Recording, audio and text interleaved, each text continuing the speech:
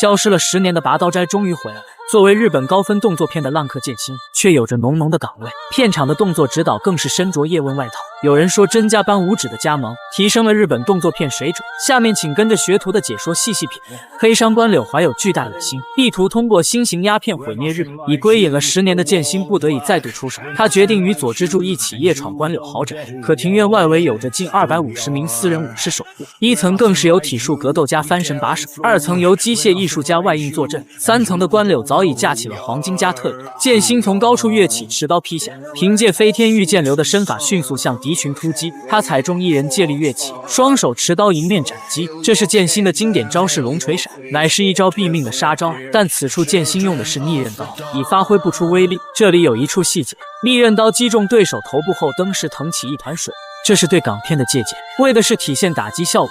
港片中在演员的拳脚上涂上粉末便是如此。剑心在人群中长刀连斩，一名武士出腿前踢，剑心立刻使出接腿摔，将其摔翻在地，一人从后被劈砍，剑心立刻抬右臂截击，并以逆刃刀将其双臂锁住，随后迅速回身将其擒摔在地。一名武士持刀突刺，剑心立刻向右转身闪避，并顺势以右腿弯折压制其持刀手，同时立刻出手擒拿带摔。剑心的这几招干脆利落，像是结合了中国武术中的擒拿技术。一众武士越聚越多，将剑心团团围住，已成插翅难逃之局。而剑心很快想出破解之法，他在蓄力斩出一刀后，立刻俯身贴地急行，以快绝的身法将包围冲散。这一幕的动作设计可谓十分惊艳。电影《绣春刀》中正长般追击沈炼的动作，或许便是从此处得到启发。同时鲜为人知的是，这段高难度动作竟未用替身，全是佐藤健自己完成。为何称佐藤健为日本最拼小鲜肉？由此便可窥见一二。反观国内的小鲜肉，简直是不忍直视。另一边，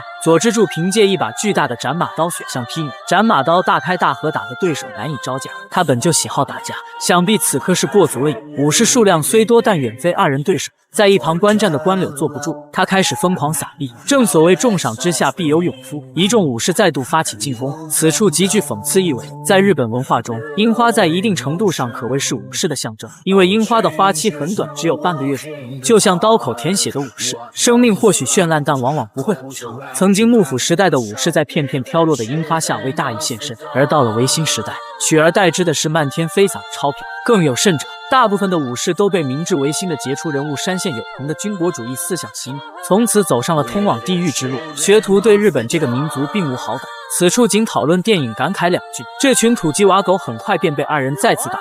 这里佐之助使了一招夸张版的德式背摔，他竟将2人一同抱摔，足见其力大无穷。德式背摔在甄子丹的电影中很常见，此处便是对其的借鉴。甄子丹在给导火线设计动作时，本片五指古元健治是其武术班底之一。2人来到屋内，因为室内空间狭小，佐之助已将斩马刀丢弃。只见一名长相酷似宋小宝的打手从楼上走下，此人体格健硕，擅长体术格斗。佐之助主动上前将其牵制，剑心顺利来到2楼。机械制造术传人外应已在楼上恭候多时，此人精通机械术，全身铁甲护体，手腕暗藏钢绳，更有火器加持。只见钢绳激射而出，瞬间将剑心小腿锁住，并高高吊起。随后外应掏出双枪连射，剑心狼狈闪躲，在挣脱钢绳控制后急跃而下，迅速近身挑开火枪，并立刻挥刀斩击。外应抬右臂格挡，并立刻抛出斗篷蒙蔽对手视线，随后拔出斜拆连续突刺。剑心迅速向后闪避，外应的短刀实力不弱，2人相交数招，剑心抓住空档，迅速出刀斩击。外应举刀格挡，当看到剑心的刀是逆刃后，他大为震惊。他认为不杀之事就是个笑话，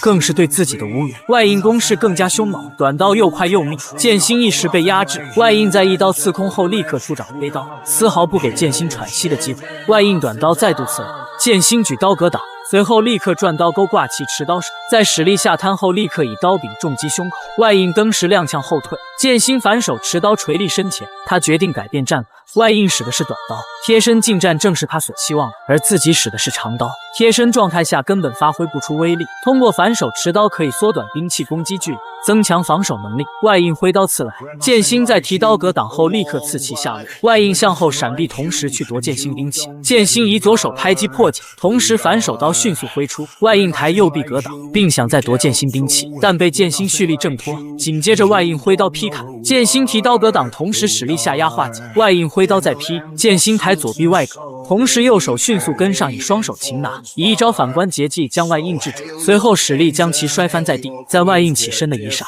剑心立刻挥刀横斩，这一刀手下留情，只是划破了皮肤，但外应并不领情，再度发起反击。剑心瞅准时机，以单手撑地侧翻避开外应突刺，同时顺势出刀劈砍其脖窝。这一招和巴西战舞很像，又称卡波耶拉，在李连杰的精武英雄中曾出现，不同之处在于攻击方式由腿变为了手中刀。在外应踉跄之际，剑心以极快的身法跟上斩击，先是向右跃步至墙边，随后蹬墙借力向左跃出，一刀斩中外应肘窝。脖窝和肘窝都是人体软肋，软组织丰富，痛感强烈。外应手脚被废已无再战之力。剑心与外应的这段兵器对决，可以看出一丝对杀破狼的模仿。吴京使的正是一把类似日本斜差的短刀，而外应使的正是斜差。甄子丹使的是 ASP 甩棍，而剑心使的逆刃刀与钝器无异，二者皆是长短兵器间的对决。另一边，左之助与番神激战正嗨，二人赤手空拳比拼拳脚，转身侧踹，正蹬踹，二人一路打到厨房，锅碗瓢盆都成了武器。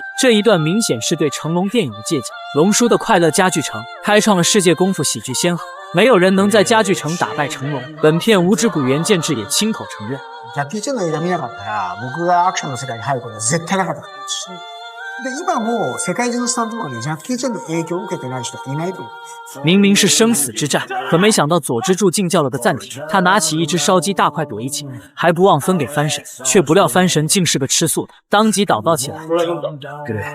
左之助又白嫖了一颗鸡蛋，吃素的明显打不过吃肉的。左之助以一招得势被摔，终结了战斗。二人在3楼会合，剑心正待推门，却不料竟差点被打成筛子。关柳架起加特林疯狂扫射。加特林是美国人加特林在1861年设计的多管旋转机枪，是第一款被大规模用于实战的机枪，射速每分钟可达200到1000发以上。电影所处年代是1878年，刚被引入日本不久，在1874年清同治13年也曾输入中国。当时被称为格林炮，局面顿时僵持。就在这时，有一位长相酷似老毕的警察赶到，正是斋藤一。他提议分散加特林火，剑心快速向一侧奔跑，吸引关柳火力。而此刻斋藤摆出了他的经典杀招牙突，只一招便将吊灯击落，砸在机枪之上。关柳失了武器，登时便被制服。剑心赶到将小慧救出，却得知了神谷薰已被认为掳走。作为第一部中的最强反派，这个活着只为杀戮的幕末武士，将迎来与剑心的最终对决。